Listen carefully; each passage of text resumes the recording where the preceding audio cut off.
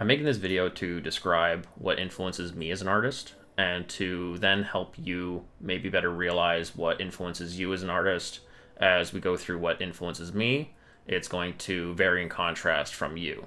It's worth mentioning that I make artwork in a couple of different styles, and so there will be different influences depending on the style when it comes to the artists that I'm influenced by. But in general, there is quite a bit of overlap, and really at the core of it, I'm looking to create a unique design and something that's true to myself.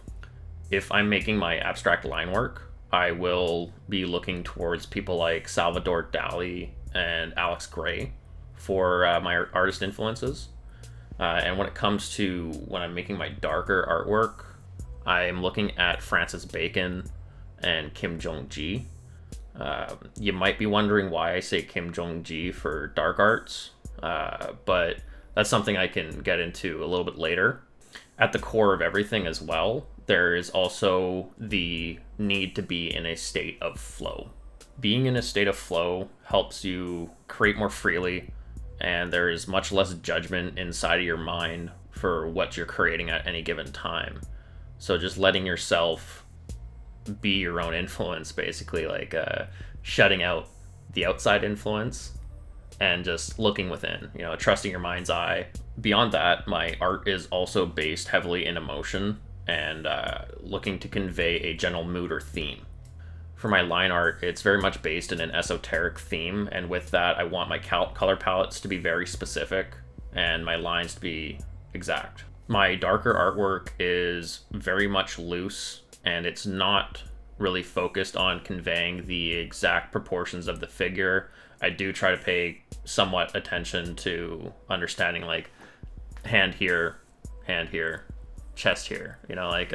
Beyond that, it's very much open to interpretation, and I just kind of let the expressionism take hold. An honorable mention also does go out to just listening to music or participating in other medias. There aren't necessarily things that I need to create, but it does help me ease into the process of creating artwork, and I feel like it's still an important influence. Okay, so if I were to make a list of the things that I mentioned in regards to what influences me as an artist, it would be 1, creating a unique image that is true to myself. 2, being in a state of flow. 3, the artists that I look to and pull inspiration from. 4, mood or theme. And 5, which is kind of an honorable mention. As I said, it's not really a necessary part of the process, but it'd be listening to music, enjoying other artistic mediums. Okay, so 1, desire to create a unique image. It's an understandable goal of an artist to want to create something that is unique to themselves, that is true to their goals, and is something that represents themselves accurately as an artist. As a visual artist, I want to create a strong image that ideally no one's created but myself. I want to create something that is as original as I can be, and I understand that there is going to be some overlap. There are hundreds of thousands of artists that exist today, and there are even more that have existed previously.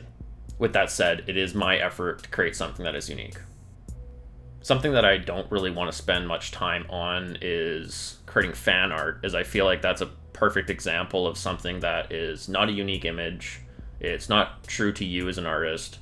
It might be accurate that you're wanting to get better at making characters, which is totally cool. It's fine to use that as practice, but I don't see it as art. That's my opinion, of course. It's kind of how I feel about cover bands. I can listen to a cover band and understand that they executed that song that was written by someone else well, but I don't really see it as an artistic adventure, and like, for myself, this is obviously my opinion.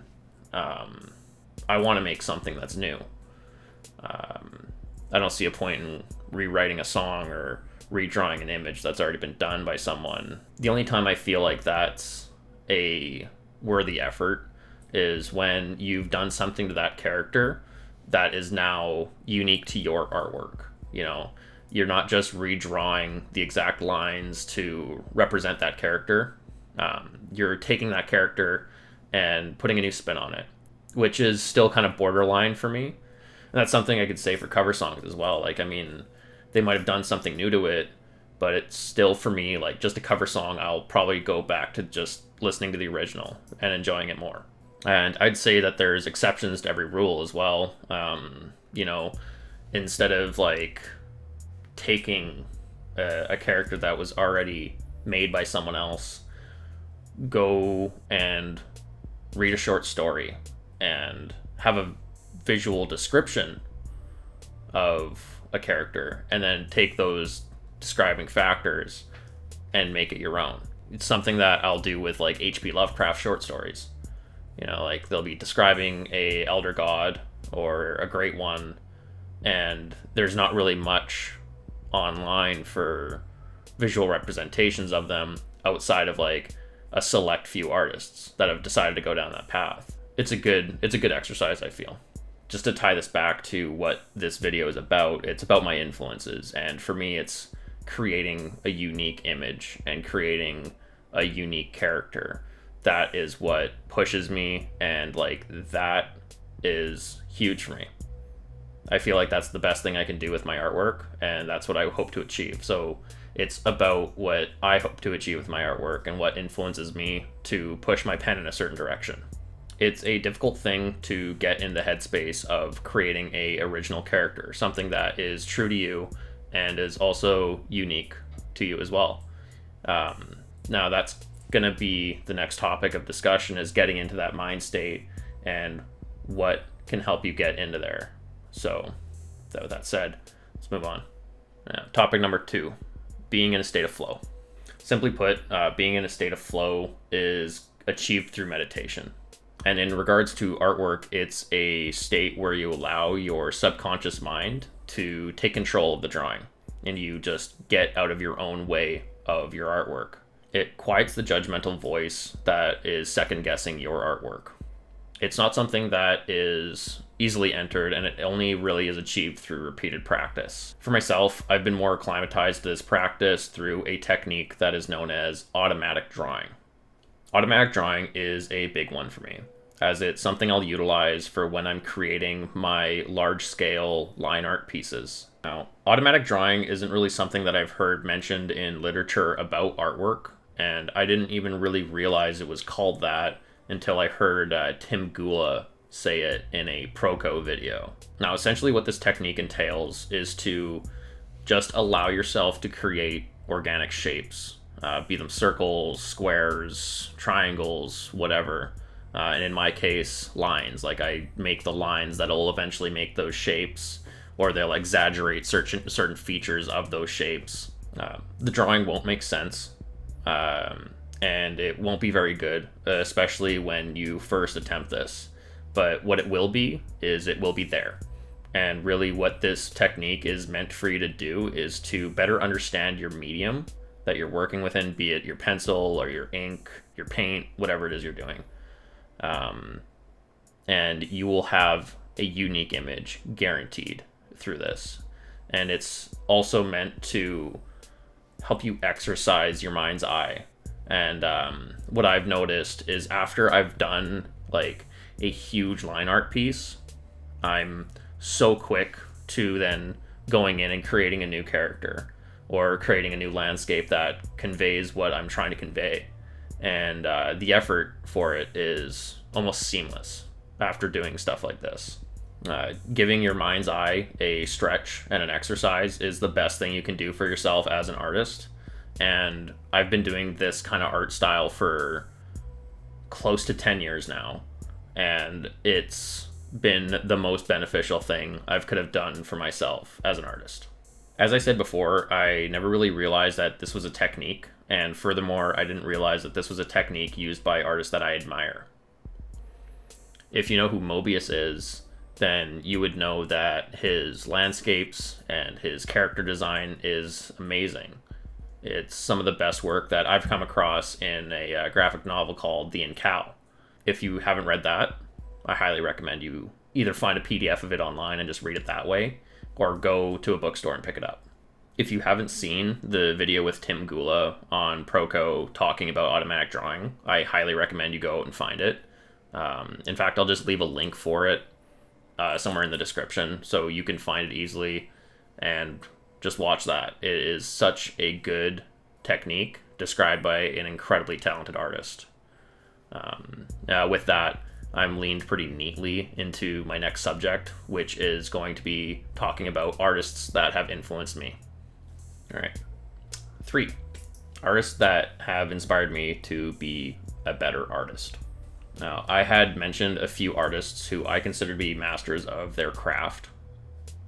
I got Salvador Dali, a well-renowned master of surrealism, Alex Grey, a well-known master of psychedelic artwork and cosmic art, Francis Bacon, a master of very strong and emotive paintings where he contorts the figure and the face. Also Kim Jong-gi, a master of drawing from the mind's eye and with a very expansive visual vocabulary. Those aren't the only artists that I feel like are worth mentioning in regards to who has influenced me as an artist. But with that said, these are just the artists that I feel like I should mention as their key artists that have influenced me. Salvador Dali and his ability with his oil paint is something of wonders, and it's something I've loved since I've learned of him. My favorite painting from him is Persistence of Memory, and the visual motifs that were expressed in that painting are then again expressed in the disintegration of the Persistence of Memory. Both of those were really incredible paintings, and they were made by an incredible painter. I can't really think of someone that's better suited to follow up on how talented Salvador Dali was other than Alex Grey. Alex Grey's art is very close to my heart as well. I found his artwork first on books, and then I found them on the covers for Tool's music. And from there, I kind of had to find out who was making this artwork, and there stood Alex Grey and his cosmic wonders for artwork. He's a strong favorite of mine, as when I found his artwork as a young boy, they were so strong, like the imagery was so powerful that it stuck with me for a very long time. And as I matured, I kind of realized the connection to the human form and the soul was a big part of his artwork, and that was profound for me. As I matured as an artist, I wanted to find an artist that also conveyed those same mature themes that I was experiencing growing up, and I wanted to express those aptly through my artwork, and to have a good reference point was kind of essential for that, so I ended up finding Francis Bacon. The dark tones and the dark imagery that's found in his artwork is that of like the degradation of the human figure, and especially the face, where it contorts and twists and quite often represents a scream. They're always very powerful paintings. There's a documentary on YouTube that I can link that I highly recommend you watch. He's an interesting person with really powerful artwork. So I'll leave that there for you. I'd also be doing a disservice if I didn't mention how important Kim Jong-gi was for me. He was the artist that basically showed me that I have so many holes in my style of artwork, and I need to get better at exercising my visual vocabulary. He was also an artist that showed me the ink brush, which has been a fundamental piece of equipment for me to use in my artwork, especially the dark art. I don't think if I didn't find Kim Jong-gi and his ability with the ink brush, I don't know if I've ever gone down that route. So I owe a lot to that artist. I could probably make a whole video just talking about artists that I've enjoyed throughout my life and who I found to be the most influential for me. But just for the service of this video, just kind of quickly talking about a couple that have influenced me for sure, like right off the top of my head. Alex Grey, Salvador Dali, Kim Jong-gi, Francis Bacon. They're very talented, and they are very specifically talented in their respective craft. With that said, I feel like it's time to move on to the next subject, which is mood and theme. Now, conveying a mood or theme through my artwork is kind of an essential part of making artwork as a whole for me. Without the emotion that I'd be feeling, I don't think I'd have ever created anything in the first place. If there is an impulse or a mood that I'm hoping to convey, it is the key action. It's the catalyst for creating artwork for me. Now, how emotion may vary from day to day, or how I may be feeling at any given time, or maybe a specific point in time that I'm trying to convey, will be a big motivating factor for making artwork. With my line art, I am trying to convey the ideas or the theme of the afterlife, what we see when we die, or just before we die. And sometimes with that, I feel like I'm creating a visual representation of entities that may be from a different point in time or a different dimension entirely. So with that said, my line art is definitely much more focused on the theme of esoteric mysteries such as the afterlife.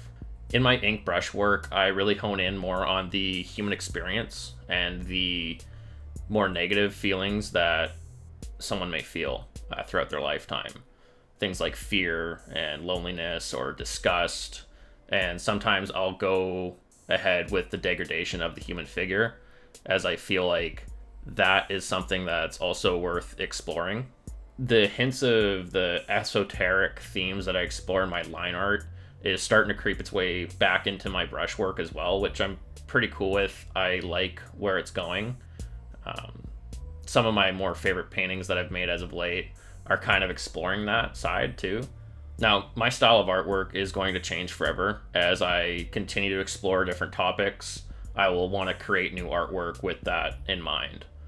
So if I feel like I've explored a concept thoroughly, I'll try to move on to a new theme. And if I ever revisit a theme, it's likely because I'm trying to create a volume of work for a show or a gallery that I want to really exercise an idea properly. Now, my next influence is kind of given an honorable mention, as it's not something that I necessarily use in my day-to-day as a visual artist, or it's not really part of my process, but it helps me get a little more grounded and refocused on making my visual artwork. And that's like music and just other medias. Okay, so everything that I've said is in consideration to myself as a visual artist, and this right here is me as a person. Like, if I'm putting on a Deftones album, you can bet your bottom dollar that I am going to be making some artwork that day. Now, beyond that, like, I love music. I love listening to it, and I've been involved with making music and practicing playing instruments since I was a kid. I was a saxophone player in a marching band when I was like 6 or 7 years old, and I toured most of the States and parts of Canada playing songs like Frosty the Snowman and Phantom of the Opera. It was a incredible time as a youth, and it shaped me as a person, and the desire to be an artist for the rest of my life was kind of born out of that. So I do give a lot of credence to music for influencing me as a visual artist, even though it's not necessarily a key part of me discovering a certain artistic path for my visual art. But it definitely has influenced me as a person, so therefore it's kind of the same thing, really. And I can say the same for photography. That kind of came on later on in my life, but it started when I was given a film camera by a childhood friend's father who had this film camera. It was a Canon FTB-QL. It's like the first film camera that you could put the reel of film into quite easily, which I guess was like a marvel in technology back then. But with that, it inspired me to look deeper into that artistic medium. And I feel that like all artistic mediums end up giving a helping hand towards my visual artwork as well. But yeah, like truthfully, I've been a musician longer than I've ever been a visual artist. It's just something that I pay more attention to now with how seriously I take my visual art as opposed to my music.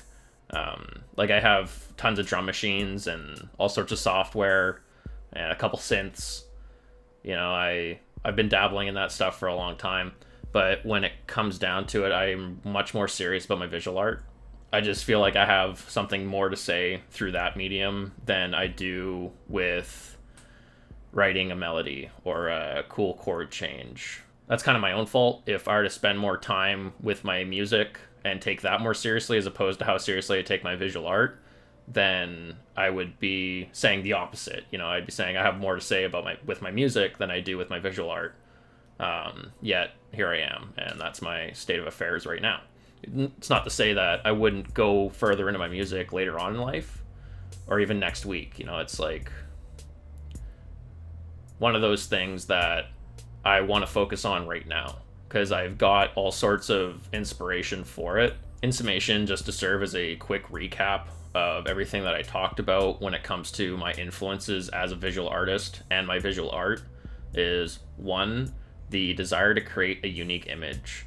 The art that I make must be unique to me and true to what I'm trying to say. Two, being in a state of flow. Again, I will link you to the Tim Gula video. It's such an important video, especially if you're trying to figure out how do I become more creative as an artist. It's an important exercise.